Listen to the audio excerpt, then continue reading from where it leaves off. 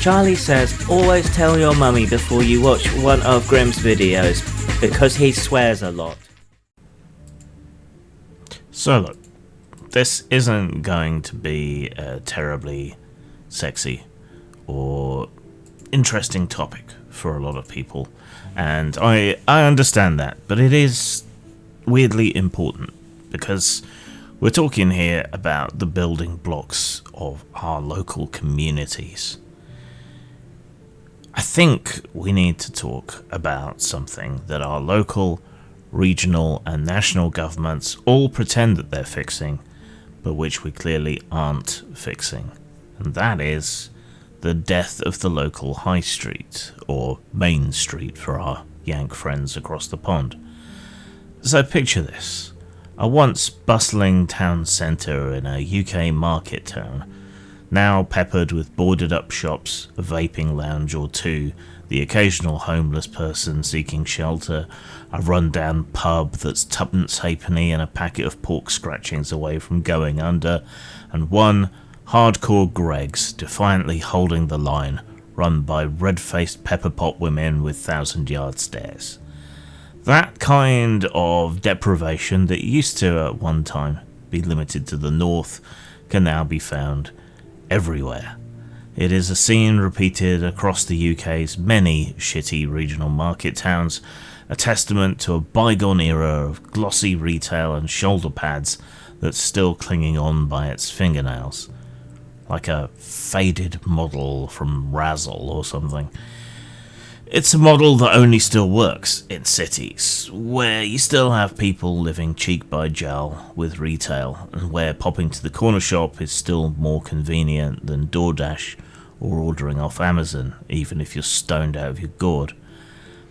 Local government persists in resuscitating or trying to resuscitate the corpse of the high street or the shopping centre or the mall over and over, when it's just never going to be like that again. So it is a supremely wasted effort. The humane thing to do would be to take the high street out back and shoot it in the head. Look at the pretty flowers. The high street was once the heartbeat of British towns, a place where you'd post a letter, grab a pint, pick up your groceries, go out drinking, get shit-faced, buy a kebab and fall face-first into a hedge somewhere. But times have changed. Consumer habits shifted with the rise of out-of-town retail parks and online shopping. Even before the internet, catalogue shopping was slowly rising and carving a big chunk out of the clothing stores that used to be on the high street. The internet just sped all that up and made it much more convenient. And that convenience, the convenience of clicking a button mid-wank from your sofa, easily outpaced the charm of a stroll down the high street, being accosted by gypsies, asked to do a survey or to donate your pocket change to some charity or other by some chugger. According to many reports across the country, across counties, local news, national news, all of it, scientific reports, university reports, everywhere, we find commonalities. Traditional retailers struggle to compete with the convenience and the variety offered by online platforms. Even if you're looking for something very particular and very obscure, search engines can find it for you, albeit likely from China or somewhere in Southeast Asia. Little wonder, really, because local retailers can't hold the stock and the variety of stock. They're not set up for the efficient packing, shipping and delivery that these bigger companies are. And they don't have an online presence at all, or if they do, it's not one that people are aware of. They can't compete. They can't get the search engine optimization and the sheer amount of traffic that a Temu, a Shein, a Wish or Amazon can. I mean, they don't even have their own apps, for God's sake. Austerity measures following 2008 didn't help, and nor did COVID for obvious reasons. despite prompting many businesses to shift to allow for online services. Local government funding for culture and leisure services in England has fallen by £2.3 billion in real terms since 2010-2011. Leisure and culture provides destination events and places that people actually need to go to. They need to get off their arse, get out of the house, go down there to experience these things and to mingle with other people. Without those kind of events, without those kinds of destinations, what reason do people really have to go into town, breathe in exhaust fumes, and fruitlessly hunt for that thing that they need? And if they don't go into town, what chance do they have of stumbling upon that charming little shop in a back alley that sells macrame dildos? They don't have a reason. Add to that rising business rates threatening over 200 flagship high streets across the UK, and you've got a recipe for decline. Retailers are caught between government and private landlords raising taxes and rents on the one hand, because there's a crisis of funding in local government and less property rent is successful, particularly when it comes to commercial rent. And so they're caught between that and a catastrophic decline in footfall and punters on the other. And let's not forget about the local council's attempts at regeneration, half-assed, ill-thought-out, ripping up and relaying roads, rampant pedestrianisation, putting a lick of paint on things for the third time this decade, installing Art Deco bike racks and calling it progress and regeneration. There's no real point wasting even that pittance on regenerating tired shopping centres. A lick of paint and a ribbon cutting isn't going to shift or even stand remotely in the way of the fundamental change in shopping habits that settled in over 30 years and several big economic shocks. Councils have now been pouring money into revitalisation schemes for decades. $1 million murals, hundreds of thousands spent on planters, more money blown on ghastly public art and empty spaces that they just seem to expect shops to materialise in and fill, rapidly turning into shooting galleries for drug addicts or homeless encampments. But these efforts often raise rates and rents without attracting any more long-term footfall.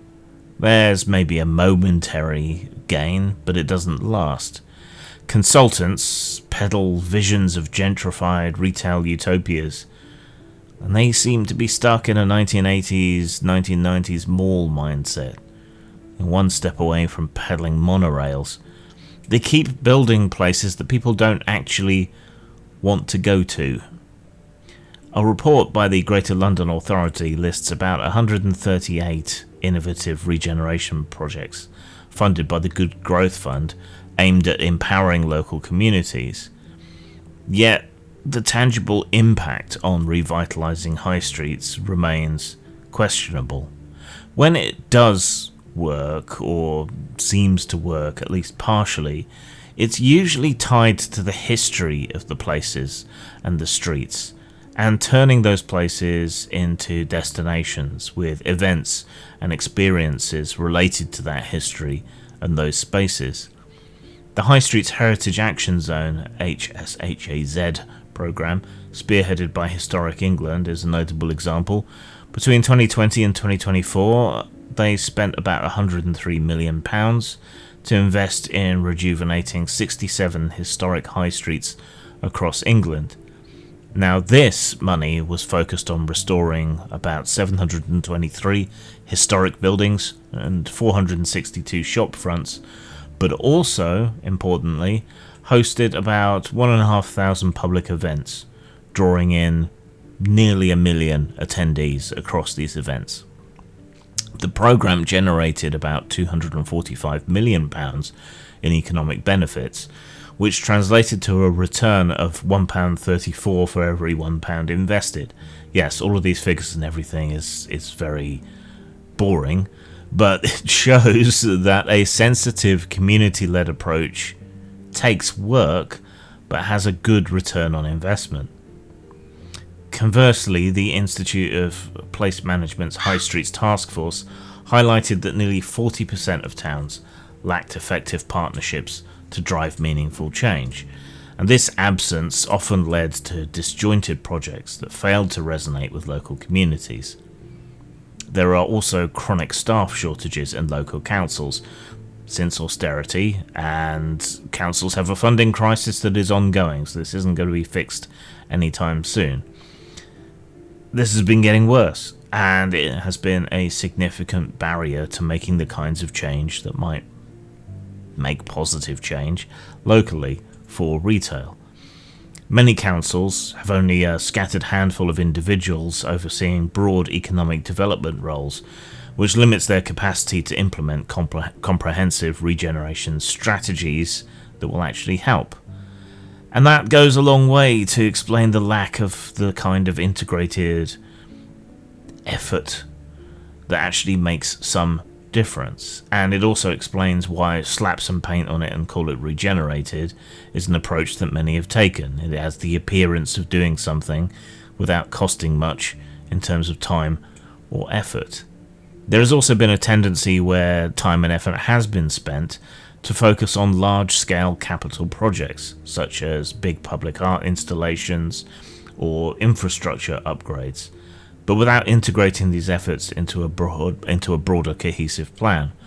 Public art is frequently awful, and there's no point having better transport links if you don't also have somewhere for people to go, something for people to do, if you don't have a place they want to go and do things. For regeneration to be truly effective, it has to be, it seems, holistic, integrating economic, social and cultural dimensions. And most importantly, it must be rooted in the needs and aspirations of the local community that you're seeking to regenerate. It's not something you can really impose and expect to work. This is where the concept of 15-minute cities comes in. This is the idea that everything you need should exist within a 15-minute walk or bike ride of where you live. This is a sort of utopian ideal of local living and urban efficiency. But weirdly and inexplicably, it's not without its controversies. Some conspiracy theorists somehow see this as a step towards authoritarian control. I'm not entirely sure how, since it seems to be about convenience and would support local businesses over globalism, which is their usual bugbear, but they do seem to have a bug up their arse about it, possibly because groups like the World Economic Forum and so on advocate for it. But setting that aside for the moment, the model does actually have real problems that are nothing to do with conspiracy theories, in that the idea of the 15-minute city doesn't really work for rural or even suburban areas where people rely on cars and big supermarkets, and where the population is neither high enough nor dense enough to make these approaches fiscally viable in those areas. It only really works for urbanized populations. It's a lovely idea. It might work for cities and larger towns, but it's an incomplete fix that fails to account for the medieval nature of many UK urban areas. Medieval streets that can't be uprooted or changed so easily due to their heritage status, lack of access, and their historically significant architecture. So it's a good idea. It could work, just not everywhere. So what does actually work? What appears to work is destination retail and experience-driven spaces. IKEA, for instance, has transformed part of its new Meldon store into a mini fulfillment centre, handling approximately 250 online orders daily. IKEA has also made itself more of a destination space where you can go to see what the things look like when they're put together in 3 dimensions, where you can get food, and once you're in, you can't get out. B&Q has adopted a similar hybrid model, integrating physical and online retail into one space. And there are hobby shops, gaming cafes, escape rooms, themed bars and pubs, farmers markets, places that offer experiences and products that you can't replicate online, or offering hyper-localized product, which is something people seem to want. Those kind of things have trouble, often, staying economically viable, despite encouraging in-person interactions and physical presence, and despite drawing footfall for surrounding businesses as well. For this to work, shopping has to become a leisure activity, ironically, kind of like how the malls used to be for young people to hang out. I mean, these days you're not schlepping into town to buy socks. You're clicking buy now while you're sitting on the loo having a satisfying dump. Retail can't compete with that sheer convenience. Small local stores can't compete with online retail and need to become part of it. Governments could support local businesses in this way by helping them move online through grants and training, or even providing local portals to support local businesses. So within your council area, in my instance, Hampshire, perhaps there could be a Hampshire business portal with links to all manner of local businesses, employing local people, producing local goods, highlighting them and helping to draw traffic to them. I would rather shop there than on Amazon. Many people want to buy crafted materials with a story and a person behind them, and many want to buy local or even hyper-local products. Markets are bifurcating in many instances between the dirt cheap imported day-to-day products and a more high-end or crafted and human sort of product. Retailers hoping for foot traffic aren't going to get it. If they want to continue to succeed and make money, they have to pivot to creating a social media presence, selling online, embracing e-commerce and offering click and collect services if nothing else. The expectation that the public has of service and convenience has shifted permanently, and you have to give them a reason to come into your store, and if not that, you need to be as convenient as possible. Click and collect will account for almost 11% of UK online retail sales by the end of 2025. So just let the zombie shops die. What comes next isn't the same thing. We need housing. I've talked before about how the need for office space has declined and should decline. The reason they're forcing everyone back into work isn't for any reason of productivity or anything. It's a sunk cost fallacy because of the cost of office buildings. But if we convert retail and commercial spaces that are laying fallow into affordable housing and intermix it with local businesses, that's how you can go some way towards creating the 15-minute cities that are the ideal, while also providing additional housing stock, bringing the prices down and offering the cheap housing and maybe even the council housing that we so desperately need. I mean, if you live right next to a shop or above a shop, that's even more convenient than poop shopping. We can't keep pouring money uselessly into resuscitating a shopping format from 1983. We need smarter town planning, realistic goals, and support for hybrid retail models. Retail spaces need cheaper rents and rates to make more interesting and varied destination stores and experiences more economically viable. And the rest needs to become housing in order to bring people into towns and cities near to the shops. If we want that kind of local life to survive and not give up on it entirely, it won't be through nostalgia or fairy dust. It's going to be online first, with physical spaces supplementing that actually offer something worth going out for, and building an engaged community around those spaces and those reasons to get together. Let the high street as it was die a dignified death, because by Ymir's bones we can build something new with the corpse later. Zang. Colony Moon is a cooperative or competitive story game about founding a moon colony, making it succeed and opening up the rest of the solar system for exploration. Players take on the parts of the board and make decisions about the future of the colony, expending political capital and gaining prestige when their plans work. Available at post-mort.com, lulu.com for print, and drive-through RPG.